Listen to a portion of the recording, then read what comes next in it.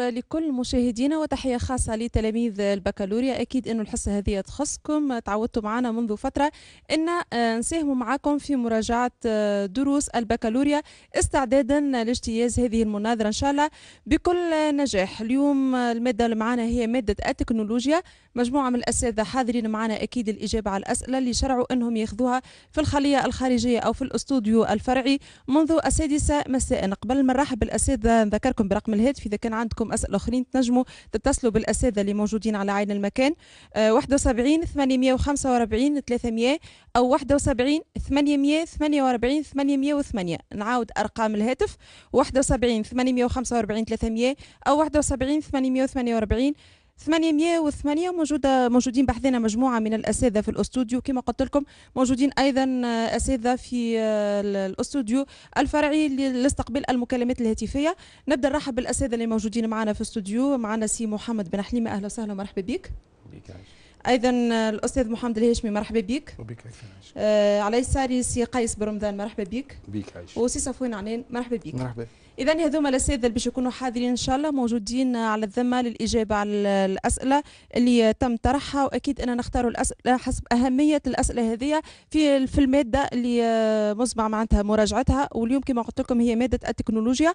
ونمشيو للأستوديو الخارجي وين موجود سي عمار التريكي متفقد المدارس الإعدادية والمعاهد، ايضا سي خميس الجملي متفقد اول المدارس الاعداديه والمعاهد، ومعاه الاساتذه اللي موجودين سي المنذر الطرابلسي استاذ تكنولوجيا، وسي البشير بن سلامه ايضا استاذ في نفس الماده. ونمرر مباشره الكلمه سي عمار التريكي باش يعطي كلمه الافتتاح، ثم نمر للاسئله والاجابات. تفضل.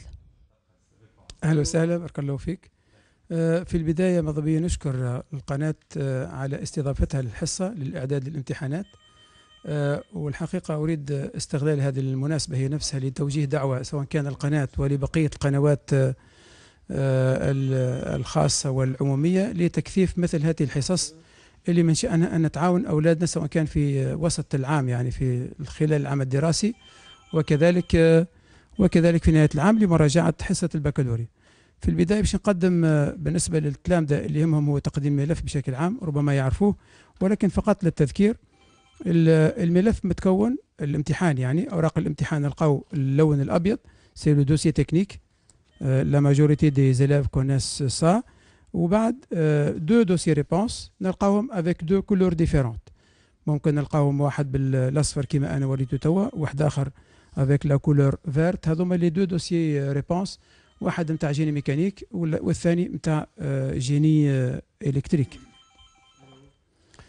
الملاحظة الأولى اللي مضبيا ننبه عليها أولادنا التلامذة الكل هو أنه يقرأوا بكل انتباه الملف التقني le dossier technique. Donc lire attentivement avec l'attention qu'il faut le dossier technique. Vous allez y trouver certainement des éléments de réponse pour passer au dossier réponse. ملاحظتي الثانية هو هذا امتحان عادي ننظر له بعقلية النجاح، بعقلية الامتياز، ما نفكروش في حتى حاجة واحدة أخرى. هذا امتحان قدامنا هو امتحان عادي جدا، عدينا من العام فهذا هو امتحان نتعدوا به من البكالوريا حتى التعليم العالي. وبالمناسبة أتمنى لكل أبنائنا التلاميذ النجاح والامتياز. كذلك بعض النصائح للتذكير فقط. النصيحة الأولى هو comme je viens de dire, lire attentivement le dossier technique, vous allez y trouver certainement des éléments de réponse. وبعد بعض النصائح البيداغوجية نقول يا ريت أنه تلامذة من اللي يحط في يده قدامه لو دوسيي تكنيك يخلي ستيلو نتاعو جاهز باش يكتب به بور بروندر دي نوت، ياخذ ملاحظات. ممكن نلقى عنده دي فالور يخاف لا ينساهم يكتبهم. أنا نمشي حتى ملاحظة أكثر من هيك، حتى ستيلو يا ريت يكون ستيلو مفتوح، لأنه إذا كان ستيلو مفتوح العقل الباطن يقول ستيلو هذا، وبالتالي العقل متاعي أنا جاهز لاستدعاء المعلومة من الذاكرة طويلة المدى. وكذلك في نهاية الحصة إذا كان نقول أنا كملت الحصة متاعي، كملت الإجابات متاعي، يا ريت ننتبهوا يقعد ستيلو محلول جاهز للكتابة، لأنه في الحالة هذيك الحالة النفسية متاع التلميذ تقعد جاهزة للكتابة وجاهزة فعليا للمراجعة. أما إذا كان حطينا ستيلو، إذا كان سكرنا ستيلو، ممكن التلميذ العقل الباطن متاعه يقول له سيفيني انت كملت توا وما عادش حاجه. يا ريت الجانب الثاني هو الجانب النفسي في الوسط العائلي أن العائلة تهتم بالحالة النفسية متاع التلميذ وترافقه، ما نكثروش برشا من السؤالات. التلميذ يا ريت أن نوصيهم تلامذة الكل نهار اللي تكمل تكنيك، والحقيقة حتى كان مادة واحدة أخرى خرجت بالتكنيك ارتاح شوية وبعد فكر في المادة اللي بعدها، ما تمشيش تصلح الدوفار وتقول بالك راني عملت أغلاط، ربما صحاب يسألوه أنت كيفاش عملت هذه كيفاش عملت هذه راهو كلها يعني أغلبها سلبيات. فنصيحتي للتلامذة هو أنه كملت موضوع نفكر مباشرة في الموضوع اللي بعده. ناخذ راحتنا من النوم، راهو النوم في الوقت البيولوجي متاعه نقولوا من نصف الليل حتى للساعتين، هذاك هو الوقت البيولوجي، هذاك هو اللي فيه النوم العميق، وهذاك هو اللي العقل متاعنا يخزن المعلومات في الذاكرة طويلة المدى باش نجم نستدعيها نهار اللي تكون قدامي الورقة في خلال الامتحان. فبارك الله فيكم باش نعدي المصدح لسي منذر باش يعطينا أول سؤال في الكهرباء. تفضل سي منذر. À propos de la partie électrique, on a reçu plusieurs questions, dont on vient de sélectionner quelques-unes. Donc la première question, c'est comment peut-on représenter la tension Vs en fonction de temps et déterminer le type de montage associé si on donne la caractéristique du transfert Vs en fonction de VE d'un comparateur double seuil dont VE est la tension d'entrée et Vs la tension de sortie. Merci. شكرا لك أستاذ. إذا نمر مباشرة إلى الإجابة. شكرا لك. إذا نمر معك سي أستاذ محمد بن حليمة للاطلاع بالإجابة على السؤال الأول. تفضل. Merci bien. Pour répondre à la question de la partie électrique, donc rappelons bien que les comparateurs fonctionnent en régime saturé, dans lequel la tension de sortie possède deux valeurs. Vs peuvent avoir plus V7 si VD positif, ou bien Vs peuvent avoir moins V7 si VD négatif.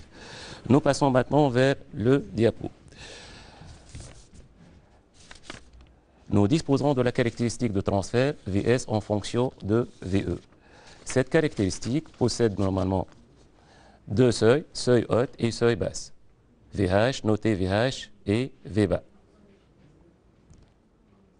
D'où l'appellation d'un comparateur double seuil, qui permet de comparer d'un côté la tension d'entrée VE avec VH, caractéristique rouge, et d'autre part, qui permet de comparer la tension d'entrée VE avec VBA, caractéristique bleue. Pour commencer à tracer la tension de sortie Vs en fonction du temps, nous remarquons bien que la tension d'entrée croît. Alors, la caractéristique bleue que l'on étudiera. Si la tension d'entrée VE décroît et atteint VBA, la tension de sortie commute de moins V7 vers plus V7. Reprenons une deuxième intervalle. Si la tension d'entrée VE décroît et atteint VBA, la sortie commute de moins V7 vers le plus V7. Prenons maintenant le cas où la tension d'entrée croît. C'est la caractéristique rouge qu'on l'étudiera. Si la tension d'entrée croît et atteint VH, la tension de sortie commute de plus V7 vers moins V7. Prenons donc le deuxième intervalle, c'est sur le domaine. Si la tension d'entrée croît, VE croît et atteint VH, la sortie commute de plus V7 vers le moins V7. Récapitulons maintenant. Si on peut passer donc vers l'animation suivante. Merci. La caractéristique de transfert Vs en fonction de VE présente deux seuils de commutation, notés VH et VBA. Dans le cas où la tension d'entrée VE décroît et atteint VBA, la tension de sortie commute de moins V7 vers plus V7. Pour le deuxième intervalle, si la tension d'entrée croît et atteint VH, la tension de sortie commute de plus V7 vers moins V7. On obtient alors une tension carrée à partir d'une tension triangulaire. Cette caractéristique de transfert possède un cycle d'hystérésis qui s'effectue dans le sens indirect, d'où l'appellation d'un comparateur double seuil inverseur. Déterminons maintenant le schéma du montage correspondant. Vu que c'est un comparateur double seuil, alors le montage est en boucle fermée sur l'entrée non inverseuse E+, à travers la résistance R2. Aussi bien, c'est un comparateur double seuil inverseur,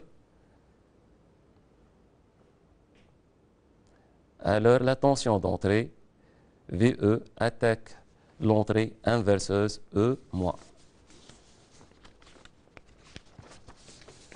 Ce type de montage est généralement utilisé dans les circuits de mise en forme.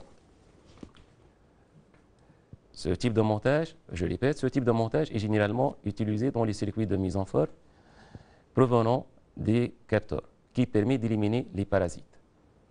Si nous passons maintenant vers la simulation,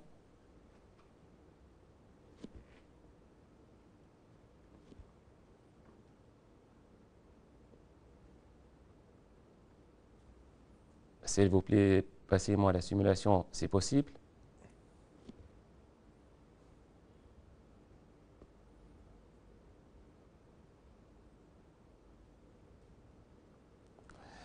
Nous disposons d'un comparateur double seuil qui est attaqué par une tension d'entrée VE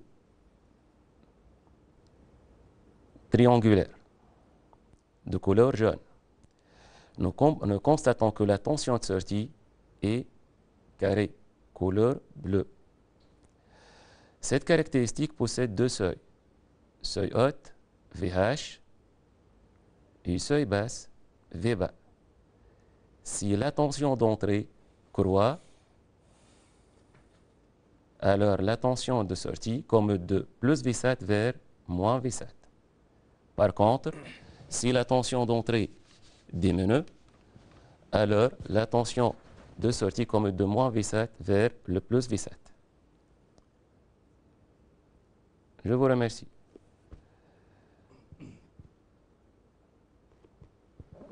Pour répondre à la question mécanique, je cède. Je vous remercie. La question mécanique. Allô? Oui, شكون معايا؟ أي تتبع. J'attends la question mécanique encore. Oui. La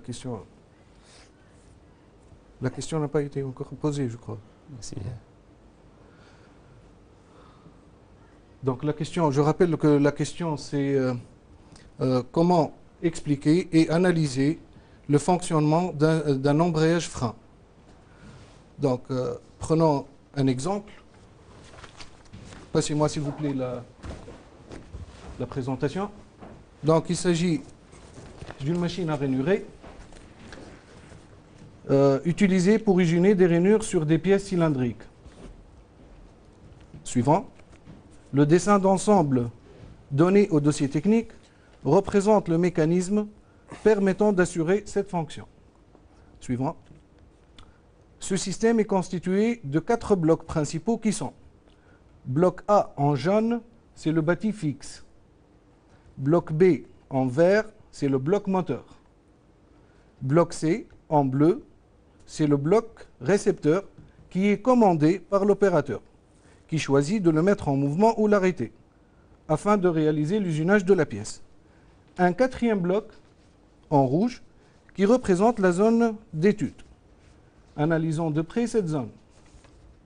On remarque la présence de 4 composants essentiels.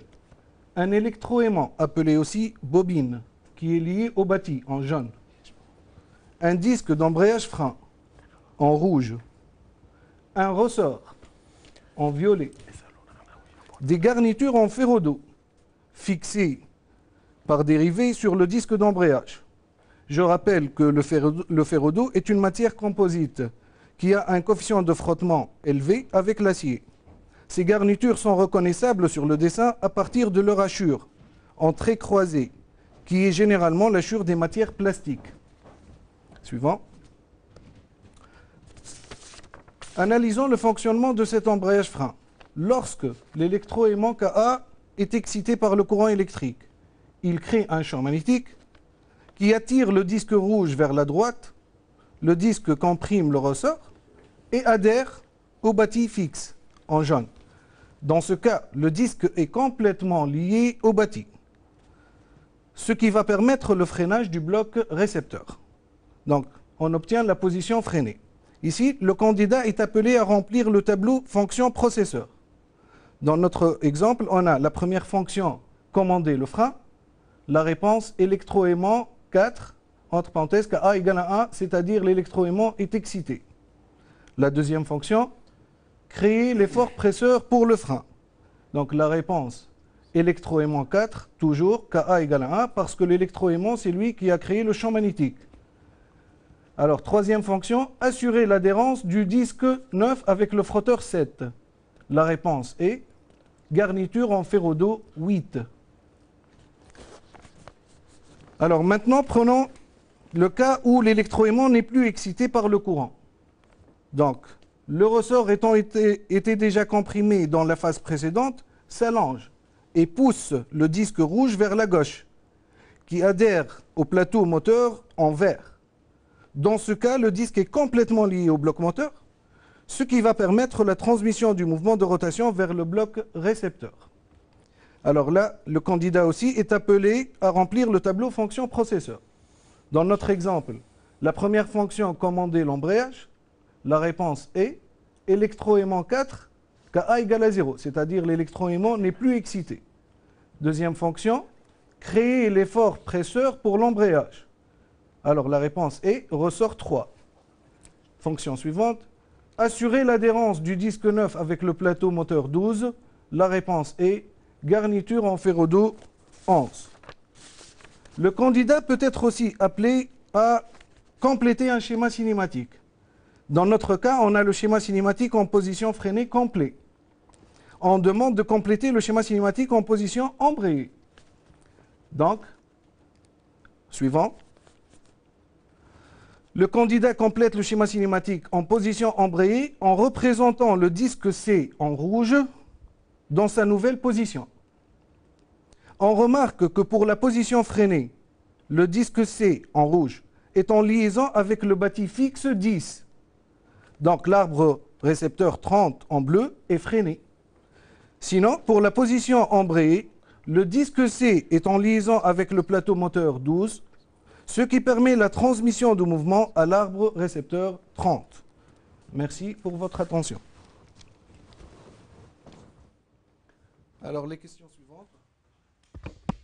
La question suivante comprend deux parties. La première partie, c'est l'identification des appareils de circuit de puissance d'un moteur asynchrone triphasé avec l'inversion de sens de rotation. La deuxième partie, c'est la mesure des puissances par la méthode de 2 wattmètres. Merci. Pour répondre à la première partie de cette question, on vous présente un circuit de démarrage d'un moteur asynchrone triphasé. Il est constitué essentiellement d'un sectionneur porte-fusible tripolaire qui permet d'isoler le moteur du réseau et le protéger contre les courts-circuits. Un contacteur tripolaire repéré par KMA qui commande le moteur. Un relais à effet thermique qui protège le moteur contre les surcharges lentes. Et enfin, le moteur triphasé qui convertit l'énergie électrique en énergie mécanique. Pour inverser le sens de rotation de ce moteur, on doit ajouter un contacteur tripolaire repéré par KM2. Maintenant, on doit permettre 2 fils de phase parmi les 3. Vu que KM1 réalise la liaison entre ligne 1 et U, ligne 2 et V, ligne 3 et W, on va garder la même liaison pour KM2 entre ligne 1 et U. On permet maintenant entre ligne 2 et ligne 3. Pour cette raison, on va lier donc ligne 2 avec W et ligne 3 avec V. Maintenant, comme on a un risque d'avoir un court-circuit, on doit ajouter ce qu'on appelle un verrouillage mécanique. Le verrouillage mécanique permet d'éviter la fermeture de 2 contacteurs simultanément. On passe maintenant à la deuxième partie de cette question. Pour mesurer la puissance absorbée par le moteur, on va utiliser la méthode de 2 wattmètres. Un wattmètre possède 2 circuits. Circuit d'intensité branché en série, circuit de tension branché en parallèle. PA est la puissance indiquée par le premier wattmètre, PB est la puissance indiquée par le deuxième wattmètre. Maintenant, pour calculer la puissance absorbée par le moteur, P égale à PA plus PB. On peut avoir l'une de ces valeurs négatives, car pratiquement l'aiguille d'un wattmètre peut se diviser dans le sens inverse. Donc on doit permettre l'une des bornes, que ce soit de circuit intensité ou bien de tension, et on affecte signement à la valeur indiquée. Maintenant, Q égale à racine de 3 PA moins PB. S, la puissance apparente, égale à racine carrée de P au carré plus Q au carré. Donc, d'après le théorème de Pythagore, S au carré est égal à P au carré plus Q au carré. Phi est le déphasage entre l'intensité et la tension. Pour calculer le facteur de puissance, enfin, c'est cosinus phi égale à P sur S. Voilà, donc je cède la parole à mon collègue. Donc, je cède la parole à mon collègue pour la question de partie mécanique. Bon. Concernant la partie mécanique, la question posée plus qu'une fois est comment déterminer graphiquement la vitesse linéaire par la méthode de l'équiprojectivité. Merci. Je tiens tout d'abord à préciser que la méthode d'équiprojectivité est une méthode graphique qui permet de déterminer le vecteur vitesse linéaire à partir d'un deuxième vecteur. Pour cela, prenons l'exemple du système bielle-manivelle. La manivelle 1 est animée d'un mouvement de rotation autour du point A avec une vitesse angulaire oméga 1 par rapport à 0. Le piston 3 est animé d'un mouvement de translation selon l'axe X, tandis que la bielle 2 est animée d'un mouvement plan, une rotation et une translation. La première étape consiste à représenter le vecteur vitesse V au point B appartenant à 1 par rapport à 0, en respectant l'échelle donnée. Pour cela, le point d'application en B, la direction est perpendiculaire au rayon, c'est-à-dire la distance AB, le sens selon le sens de oméga 1 par rapport à 0. Et de valeur calculée par la formule oméga 1 par rapport à 0 fois la distance AB. Je vous informe que la vitesse au point B appartenant à 1 par rapport à 0 est de même que la vitesse au point B de la pièce 2 par rapport à 0, car B est un point commun. La deuxième étape, je fais une projection orthogonale du vecteur vitesse V au point B appartenant à 1 par rapport à 0 sur la droite BC. Puis, je mesure cette projection obtenue. Pour la troisième étape, je reporte la valeur de la projection au point C. J'attire votre attention qu'on doit respecter le sens de la projection. Dans notre exemple, la projection du vecteur V au point B appartenant à 1 par rapport à 0 est vers la gauche. Alors la projection qu'on reporte au point C doit être dirigée vers la gauche. La quatrième étape, à partir de la projection, j'en déduis le vecteur V au point C appartenant à 2 par rapport à 0, qui est le même que le vecteur vitesse linéaire au point C appartenant à 3 par rapport à 0. Par suite, on peut calculer la valeur du vecteur vitesse linéaire V au point C appartenant à 3 par rapport à 0 en respectant l'échelle choisie. Et je vous remercie de votre attention. Je cède la parole à la question électrique. La question suivante, c'est comment peut-on programmer une équation logique à l'aide d'un microcontrôleur PIC CZF84A? Je laisse la parole à mon collègue. Merci. Concernant la partie mécanique, les élèves ont posé aussi des questions en rapport avec la torsion, notamment les unités. L'un des élèves a d'ailleurs posé une question et je vais vous la rapporter avec ses propres mots. عندي صعوبة في les unités في الtorsion. Je synthétise les questions de la façon suivante. Comment détermine le diamètre minimal d'un arbre plein sollicité à la torsion simple en respectant la condition de rigidité? Je propose d'ailleurs à mon collègue d'insister sur les unités. Merci. D'accord, merci pour cette question. Je choisis de directement répondre au tableau. Donc, je vais poser un exercice et certaines données et directement les traiter pour voir l'influence des unités sur ce type de question. Donc, je vais prendre le cas d'un arbre sollicité à la torsion sous l'effet de deux couples opposés, MT. Donc, de l'autre côté, moins MT. MT désigne moment de torsion. Alors, cet arbre-là va se déformer et on va voir l'apparition d'un angle θ qu'on appelle angle unitaire de torsion. Les données que je vais poser, cet arbre transmet une puissance motrice de 1,5 kW à une vitesse de rotation n. N moteur est égal à 300 tours. D'ailleurs, j'ai choisi de, puisqu'on va insister sur les unités, donc tours par minute. L'angle θ max imposé sera de 1,2 degrés par mètre. Donc, ici 1,5 kW.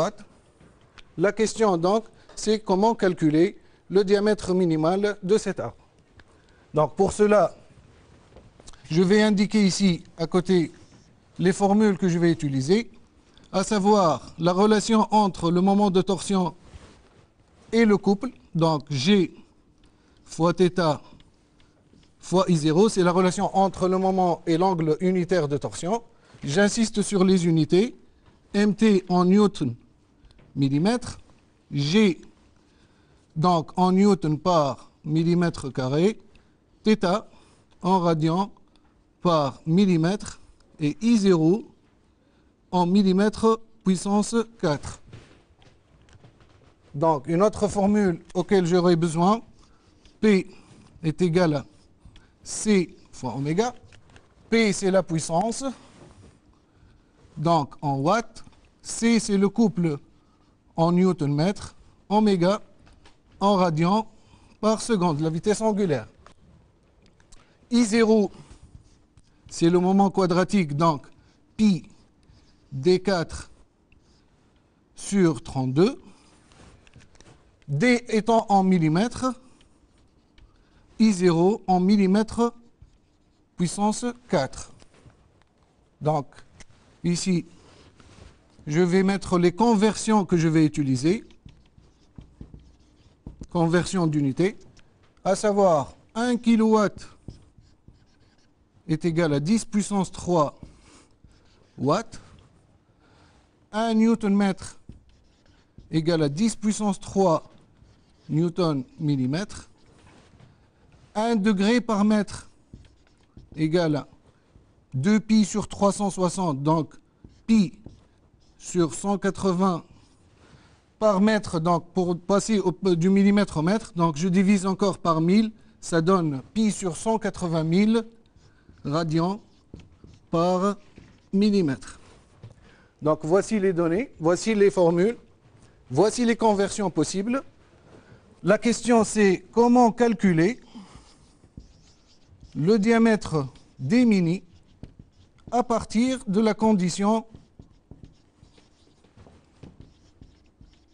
de déformation ou bien appelée aussi condition de rigidité.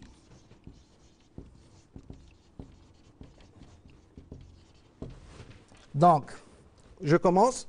La condition de déformation implique ou elle impose que l'angle θ ne dépasse pas θ max. Donc l'angle θ réel ne doit pas dépasser la valeur θ max, c'est une valeur limite.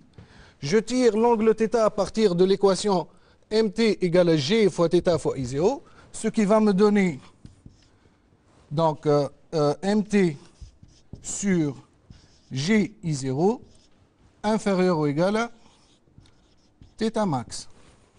Je remplace I0 par pi d4 sur 32, j'obtiens mt sur g pi d puissance 4 sur 32 que je peux ramener en haut. Donc j'obtiens mt fois 32 sur g pi d4 inférieur ou égal à θ max. La question me demande de trouver d, donc je cherche cet inconnu que je peux directement mettre à la place de θ max. Inverser θ max prend la valeur de d4 et j'obtiens ainsi mt fois 32 sur g fois pi fois θ max inférieur ou égal à d puissance 4. Par suite, d est supérieur ou égal à racine quatrième de mt fois 32 sur g fois pi fois θ max. Alors, il me reste là à faire l'application numérique. Donc, θ max égale à 1 degré par mètre, 1,2 degré par mètre. mt est inconnu encore. Par contre, j'ai la puissance P moteur et la vitesse de rotation. Donc, je dois calculer mt avant en utilisant la formule P égale à C fois oméga. Donc, P égale à C fois oméga. Je conclus que C est égal à P sur oméga. Oméga est égal à 2πn sur 60. Je remplace dans l'équation, j'obtiens C est égal à P sur 2πn sur 60 que je ramène en haut. Et je profite pour attirer votre attention que 2πn sur 60, la relation oméga est égale à 2πn sur 60, parce que n est généralement en mécanique donné en tours par minute et oméga en radians par seconde. Donc je fais l'application numérique. P est égal à 1,5 kW. 1 kW égale à 10 puissance 3 watts. Donc j'écris 1,5 fois 10 puissance 3 fois 60 divisé par 2π, n en tours par minute, donc l'unité est bonne. Donc n est imposé ici à 300 tours par minute, donc 2π fois 300. Alors l'application numérique m'a été déjà communiquée par mon collègue, que je remercie, c'est Qais. J'obtiens C est égal à 47,74 newton mètre. Maintenant, je peux faire l'application numérique du diamètre D. Donc, j'obtiens ici application numérique. D doit être supérieur ou égal racine quatrième mt, donc que je viens de trouver, mt est représenté ici par le couple, 47,74. Alors ici j'ai newton mètre, et on s'est mis d'accord que 1 newton mètre égale à 10 puissance 3 newton millimètre. Donc je multiplie ici par 10 puissance 3 fois 32 sur G. Alors G, elle doit être donnée. G, c'est donc c'est une constante qu'on appelle module d'élasticité. Donc c'est une donnée, 80 000 newtons par millimètre carré. Donc G est égal à 80 000. C'est une constante relative à la matière. L'acier est généralement 80 000 newtons par millimètre carré, fois pi, fois θ max. Alors là, il faut faire attention. θ max égale à 1,2 degrés par mètre. On s'est mis d'accord que 1 degré par mètre égale à pi sur 180 000 radians par millimètre. Donc je multiplie 1,2 fois pi sur 180 000. Donc l'application numérique Merci Siqaïs encore une fois. D min égale 23,21 mm. Voilà, je vous remercie. Merci bien, c'est ça fait. On passe à la question électrique, concernant la partie électrique. Je reprends la question. Merci. Comment peut-on programmer une équation logique à l'aide d'un microcontrôleur PIC 16F84A?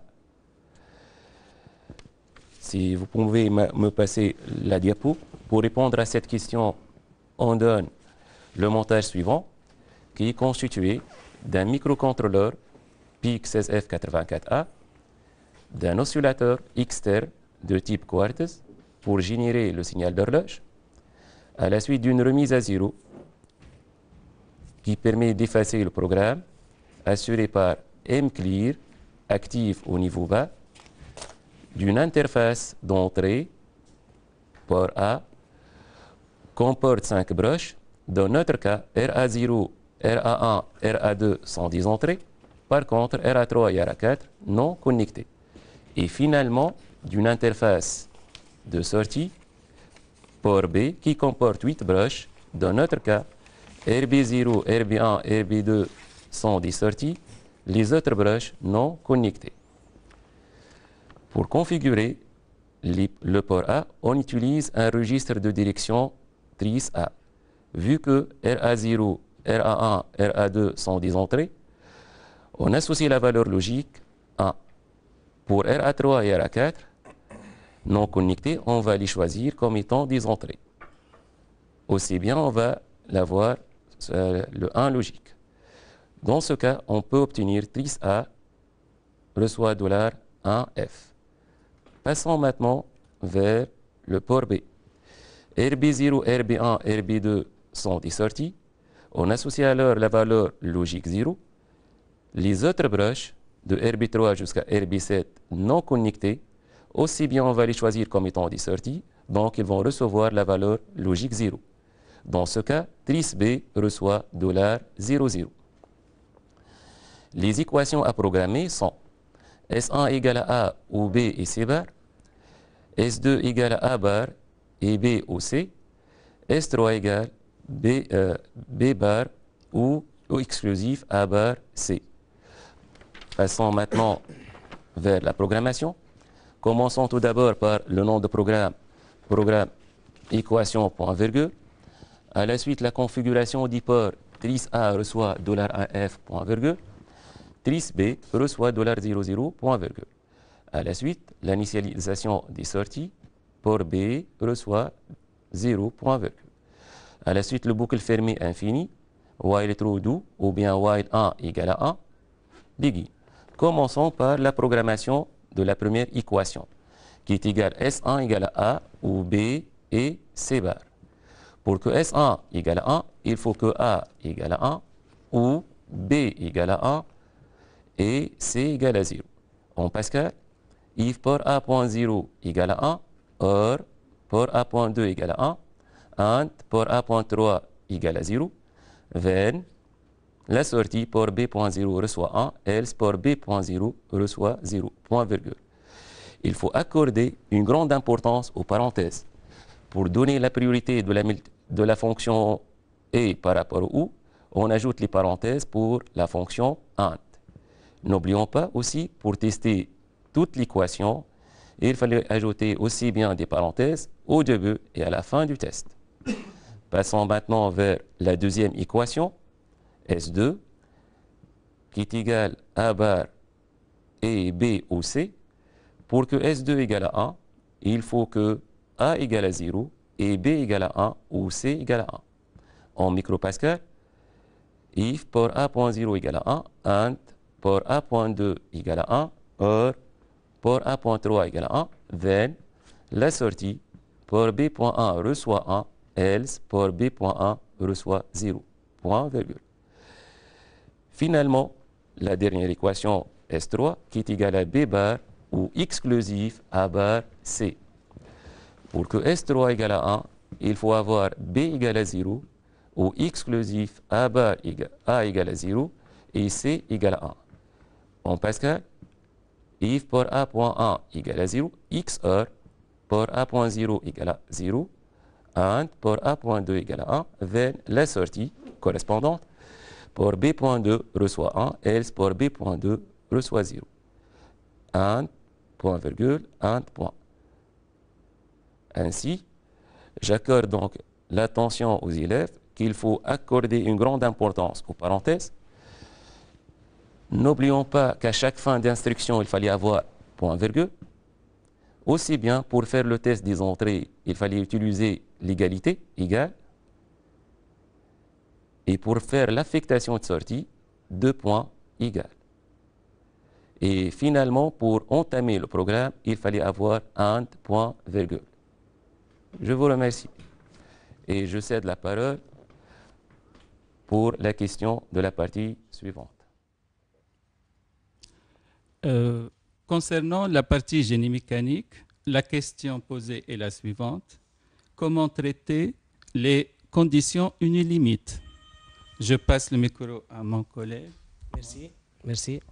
Donc, la question suivante posée, à partir d'un chronogramme, comment peut-on identifier le rôle de chaque broche d'un compteur intégré? Donc, je répète la question. À partir d'un chronogramme, comment peut-on identifier le rôle de chaque broche d'un compteur intégré? Merci. Pour répondre à la question concernant la partie électrique, on va prendre l'exemple d'un circuit intégré, le 74193, qui est un compteur binaire diff16. Donc, on va voir l'animation. Et on va essayer donc d'identifier ces différentes entrées à partir de son chronogramme. Voilà, donc on attend un petit peu l'animation. Donc vous allez voir que on a donc 4 entrées et on va essayer donc à partir de son chronogramme de déterminer les différents rôles de chaque entrée.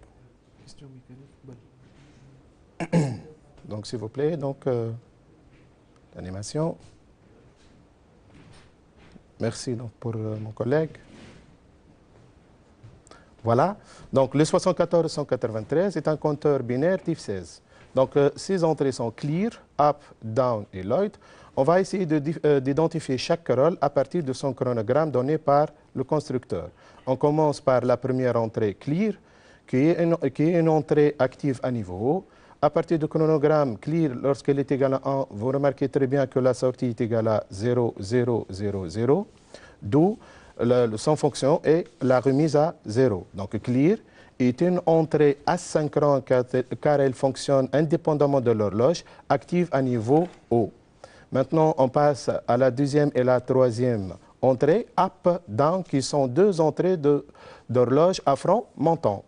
Donc, vous remarquez très bien que lorsque up est une horloge, down il est au plus VCC, on va y avoir un cycle de comptage de 0 à 15, d'où le fonctionnement en mode compteur.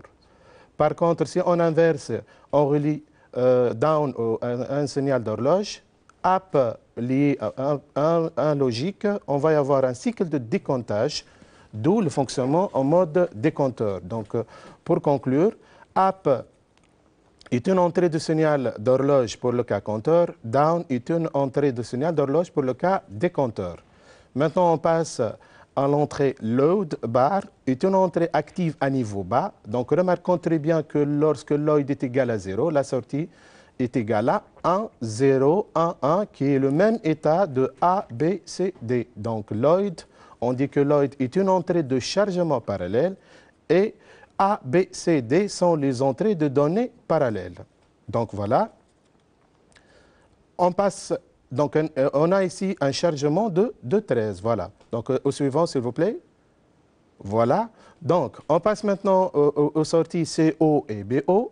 Vous remarquez très bien, quand on a un cycle de comptage, lors de passage de 15 à 0, CO change d'état et BO reste toujours égal à 1. Par contre, pour le cas d'un cycle de décomptage, lors du passage de 0 à 15, on va avoir un changement d'état sur BO et CO égale à toujours 1. Ces entrées peuvent faire la mise en cascade. Donc CO, on peut dire que fin de comptage et BO, fin de décomptage. Maintenant, QA et QB et QC sont les sorties de notre compteur. Donc on va voir maintenant, on va passer à la simulation. Donc cette simulation est réalisée par ce qu'on appelle le logiciel ISIS et on va vérifier le rôle de chacune de ces entrées. Donc voilà, on va passer maintenant à l'animation. Merci pour mon collègue Mondor. Donc voilà. Donc on va appliquer un signal d'horloge H à app. Et vous allez voir que app est un signal d'horloge down, il est au plus VCC. Donc on va lancer la simulation. Vous remarquez très bien, vous remarquez très bien que voilà, donc la sortie va compter de 0 à 15, donc 15 l'équivalent de F. Et vous allez voir que le passage de F à 0, CO, voilà, change d'état et BO reste toujours est égal à 1. Maintenant, si on appuie sur le switcher, c'est-à-dire qu'on va inverser, donc up est égal à 1 logique et down est un horloge, fonctionnement de notre circuit en décompteur. Et vous allez voir le passage de 0 à F, changement d'état sur BO. Voilà. Maintenant, on va valider clear, en le mettant bien sûr à 1. La sortie toujours est égale à 1. On valide maintenant Lloyd bar. Donc, Lloyd bar, la sortie est égale à 5, qui est le même état de A, B, C, D. Donc, on a fait le chargement de 5. Voilà, donc je vous remercie et je cède la parole à mon collègue Qais pour concernant la partie mécanique. Merci bien. Pour l'étude des conditions unilimites, on va prendre un exemple très simple, celui de guidage en rotation par coussinet. Je demande, s'il vous plaît, de passer à l'animation numéro 14. Pour guider en rotation un arbre tournant, on a utilisé 2 coussinets. Pour éviter le contact dynamique entre le bloc tournant et le bloc fixe, plus précisément entre la tête de la vis 8 et le bâti 13, le concepteur a prévu une condition B. Cette condition-là est affectée par la position du jeu axial J. C'est un jeu nécessaire pour le montage. Prenons le cas où le bloc tournant est à la position extrême gauche. La condition B entre 13 et 8 est alors à sa position mini. On passe à la diapositive suivante. Je trace la cote B13 à partir de 13 jusqu'au contact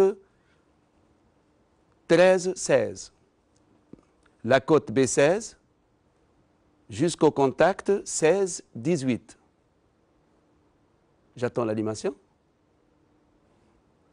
La cote B18 jusqu'au contact 18-17. La cote B17 jusqu'au contact 17-9. On fait le retour par la cote B9 jusqu'au contact 9-12. Puis B12 jusqu'au contact 12-10. La cote B10 jusqu'au contact 10-8. Et enfin, B18 jusqu'à l'extrémité de la cote condition B. Pour mieux visualiser l'animation, on va refaire le traçage de cette cote condition. Merci bien. Je cède la parole aux questions qui vont être posées.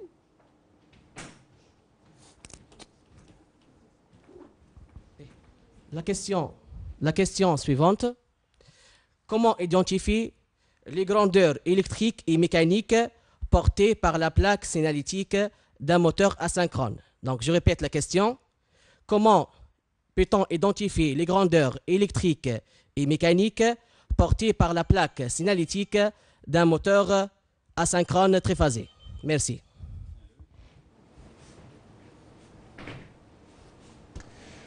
Donc, pour répondre à cette question, tout d'abord, il fallait signaler que la plaque signalétique représente la carte d'identité du moteur qui comporte les caractéristiques électriques et mécaniques nominales, qu'il ne faut pas le dépasser. Il permet aussi à l'utilisateur de bien choisir le moteur selon la charge à entraîner. Si nous prenons donc un exemple de la plaque signalétique, nous commençons tout d'abord par 1,5 kW qui représente la puissance utile nominale. À la suite, repère numéro 2, on peut passer vers le repère numéro 2, 1440 tours par minute qui représente la vitesse de rotation du rotor. À la suite, s'assurer 50 Hz qui représente la fréquence du réseau. À partir du repère numéro 2 et du repère numéro 3, on peut déterminer la vitesse de synchronisme NS et le glissement G. À la suite, s'assurer le facteur de puissance cosinus phi. On passe au repère numéro 5 qui représente le 230, tension composée du réseau dans le cas de couplage triangle. Le repère numéro 6 qui est s'assurer 400 volts qui représente la tension composée du réseau dans le cas de couplage étoile. Ces deux repères, repère 5 et 6, nous permettent de retrouver le couplage adéquat du moteur. Repère numéro 7, s'assurer 6,65 ampères qui représente le courant de ligne dans le cas de couplage triangle. Et finalement, le repère numéro 8 qui s'assurer 3,84 ampères qui représente le courant de ligne dans le cas de couplage étoile. J'espère bien que tout est clair. Je vous remercie.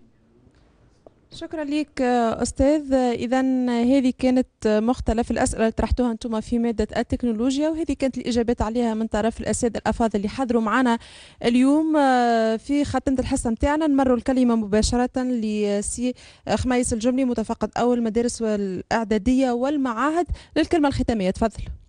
Merci. Bonsoir mes chers élèves. Pour clôturer cette séance de révision de l'examen de la technologie, je vais vous donner quelques conseils concernant le sujet. Tout d'abord, il faut lire correctement le sujet d'examen et essayer de comprendre le fonctionnement des systèmes. Deuxièmement, commencez par les questions que vous jugez faciles, c'est-à-dire pour ramasser le maximum des points. Troisièmement, essayez de répartir équitablement le temps nécessaire ou le temps alloué pour l'examen, 2 heures pour la partie mécanique et 2 heures pour la partie électrique. Enfin, je vous remercie pour votre attention et bonne chance pour tout le monde. Merci. شكرا لك سي عمار. نشكروك ونشكر الأساتذة اللي كانوا موجودين معك في استقبال المكالمات الهاتفية. أيضا نشكر الأساتذة اللي حضروا معنا اليوم، سي محمد بن حليمة يعطيك الصحة، أيضا سي محمد الهاشمي، سي قيس بن رمضان والأستاذ صفوان عنان. شكرا لكم على الابتلاع بالإجابة على الأسئلة هذه. غدوة إن شاء الله باش تكون مادة علوم الحياة والأرض. نذكركم برقم الهاتف نتاعنا 71 845 300 71 848 808. تنجموا تطلبوا على النوامر هذوما انطلاقا من الساعة 6 إن شاء الله. تلقاو الأساتذة في استقبالكم، وحتى وقت الحصة تبدأ تتبث. إذا كان عندكم سؤالات إضافية تنجموا تتصلوا بنا. شكرا لكم، حظ موفق للجميع، وما تنساوش غدوة نفس الموعد 7:30 على الوطنية الثانية. إلى اللقاء.